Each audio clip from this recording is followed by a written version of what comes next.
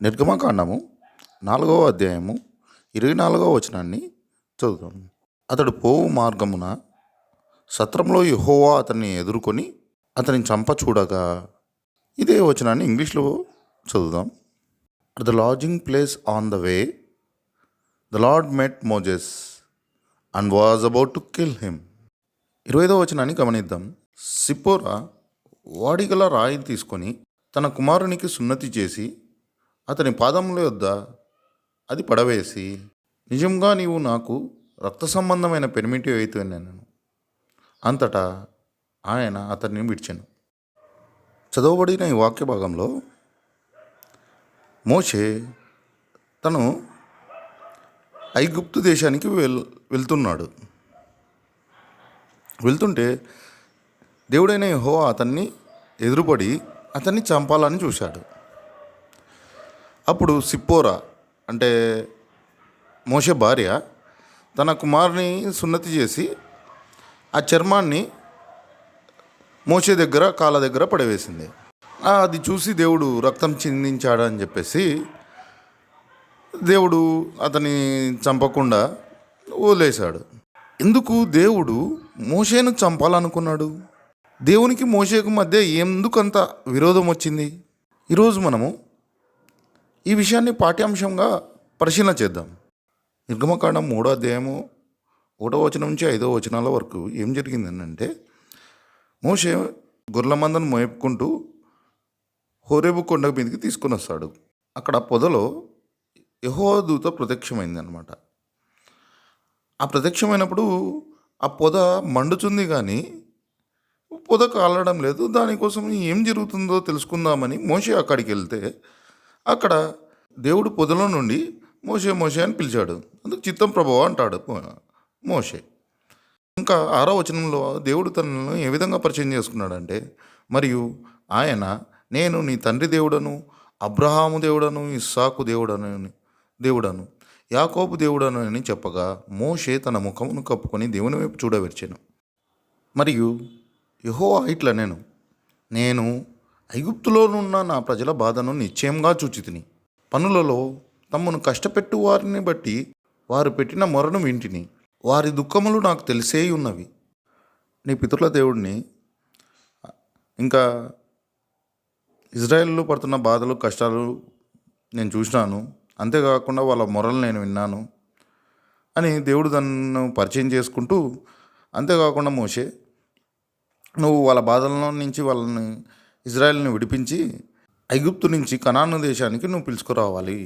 అంతేకాకుండా నువ్వు ఫరో యొద్దకు పోయి నా ప్రజల్ని పంపించమని మా దేవుడు చెప్పాడు అని చెప్పు అని దేవుడు చెప్తాడు. అప్పుడు మోషే ఏమంటాడంటే, నువ్వెవరని ఇజ్రాయేల్ ప్రజలు అడిగితే నేనేమని చెప్పాలా వాళ్ళకి సమాధానం అని అడుగుతాడు దేవుణ్ణి. అప్పుడు దేవుడు నేను ఉన్నవాడను అనువాడను అని చెప్పు. తర్వాత నువ్వు ఫరో రాజు దగ్గరకు పోయినప్పుడు ఆయన మిమ్మల్ని ఊరికనే పంపించాడు. ఆయన పంపించకుండా కానీ నేను చేయదలుచుకున్న అద్భుతాలు చాలా ఉన్నాయి అక్కడ. ఆ విధంగానే ఎన్నో అద్భుతాలు చేసి ఐగుప్తు దేశాన్ని నాశనం చేస్తాను. అప్పుడు మిమ్మల్ని పంపిస్తాడు. మిమ్మల్ని పంపించేటప్పుడు మీరు ఊరికే రావద్దండి, ఐగుప్తులైన మీ పొరుగువారి దగ్గర నుండి బంగారం వస్త్రములు అడిగి తీసుకొని రండి అని దేవుడు మోషేతో చెప్తాడు. 4వ అధ్యాయంలో మోషే దీనికి జవాబుగా ఏమని చెప్తాడంటే, ఇజ్రాయేళ్ళు నన్ను నమ్మరు, నేనేం చేద్దును అని అంటాడు. అప్పుడు దేవుడు నీ చేతిలో ఏముంది అంటే కర్ర ఉంది. ఆ కర్రను కింద పడి అది పాము అవుతుంది, మళ్ళీ నువ్వు తోక పట్టుకుంటే అది మళ్ళీ కర్ర అవుతుంది అని అన్నప్పుడు ఆ విధంగా చేస్తాడు మోషే. ఈ విధంగా దేవుడు తను మోషేకు అనేక విధాలుగా కనపరుచుకున్నాడు. అయినా కానీ చివరికి మోషే ఏమంటున్నాడో విందాం. 10-13 వచనాలను గమనిద్దాం. అప్పుడు మోషే, ప్రభువా, ఇంతకు మునుపైనను నీవు నీ మాటలాడినప్పటి నుండి అయినను నేను మాట నేర్పని కాను. నేను నోటి మాంద్యమును నాలుక మాంద్యమును గలవాడనని యెహోవాతో చెప్పగా. 13వ వచనం. అందుకు అయ్యో ప్రభువా, నీవు పంపదలిచిన వాడినే పంపుమనగా దేవుడు ఆన్సర్ ఏ విధంగా ఇస్తున్నాడు అంటే, మోషే చెప్పిన ప్రతి మాటకు 11వ వచనం. యెహోవా దేవుడు ఈ విధంగా సెలవిస్తున్నాడు, మానవునికి నోరిచ్చిన వాడేవాడు, మూగవాణ్ణే కానీ చెవిటివాణ్ణే కానీ, దృష్టి గలవాణ్ణే కానీ, గుడ్డివాణ్ణే కానీ పుట్టించిన వాడేవాడు? యెహోవానైనా నేనే కదా.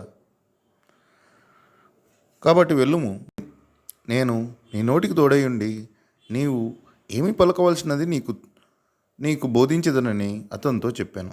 ఆ విధంగా దేవుడు అన్నీ చెప్పినా కానీ లాస్ట్కి ఏమంటున్నాడు అని అంటే, నేను నా వల్ల కాదు అని చెప్తున్నాడు. అన్నీ బాగా విన్నాడు, అన్నీ క్వశ్చన్లు వేసినాడు, అంతా బాగానే ఉంది, అన్నీ ఆన్సర్ ఇచ్చినాడు. చివరికి నేను కాదు, ఎవరినన్నా పంపి నాకు ఈ ప్రాబ్లం ఉంది, ఆ ప్రాబ్లం ఉంది అని చెప్తున్నాడు. సరే వెళ్ళు, అహరోన్ అని మీ అన్న ఉన్నాడు కదా, అతన్ని నేను నీకు తోడుగా పెడతాను అని చెప్పేసి వెళ్ళు అని అంటే, ఇంకా లాస్ట్కి ఇంకా వెళ్తాడు. వాళ్ళ మామ దగ్గర పోయి పర్మిషన్ ఇప్పించుకొని నేను వెళ్తున్నా, ఇది ఇది ఇది అని చెప్పేసి బయలుదేరుతాడు. అప్పుడు దేవునికి కోపం వచ్చింది. దేవునికి కోపం వచ్చి చంపాలని చూసినాడు అనమాట. ఆ విధంగా మనకు బైబిల్లో ఇంకొక అతను ఉంటాడు, బిలాము పరిస్థితి కూడా అంతే. బిలాము ఏం చేశాడు? బాలాకు రాజు పంపిస్తాడు, వాళ్ళ సేవకులను డబ్బిచ్చి పంపిస్తే అతను ఏం చేస్తాడంటే, దేవుడు ఏది సెలవిస్తే అది చెప్తానని అంటాడు. దేవుడు పోవద్దు వాళ్ళతో పాటి అని అన్నాను. అదే మాట పొద్దున్న లేచి వాళ్ళకి చెప్తాడు, దేవుడు నాకు ఇట్లా చెప్పినా నేను రాను అని అంటాడు. తర్వాత మళ్ళా బాలాకు రాజు ఏం చేస్తాడు?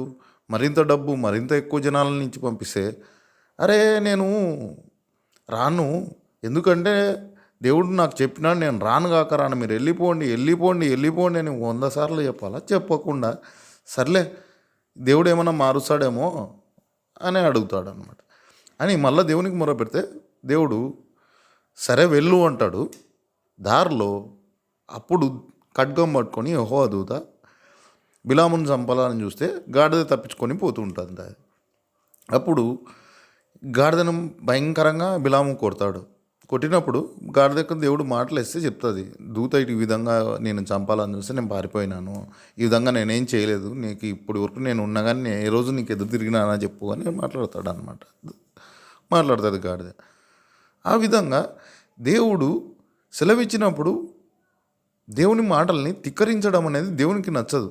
దేవుడు కాసేపు నీకు నచ్చినట్లు చెప్తుంటాడు, వినకపోతే దేవుడు మోషే కాబట్టి, బిలాము కాబట్టి, వాళ్ళ ప్రవక్తలు కాబట్టి వాళ్ళ ఎదురుగా కనిపించి వాళ్ళని చంపాలనేది కనిపించింది. మనకు ఆ విధంగా ఉండదు. మనం మాట వినకపోతే జరిగేది జరుగుతుంది అంతే. దేవుడు ఎంత చెప్పినాను మాట వినకపోతే, ఎంత చెప్పినాను వినకపోతే దేవుడు చేసే క్రియలు ఈ విధంగా ఉంటాయి అని దేవుడు మనకు ఈ వాక్య భాగం ద్వారా దేవుడు మనతో మాట్లాడుతున్నాడు.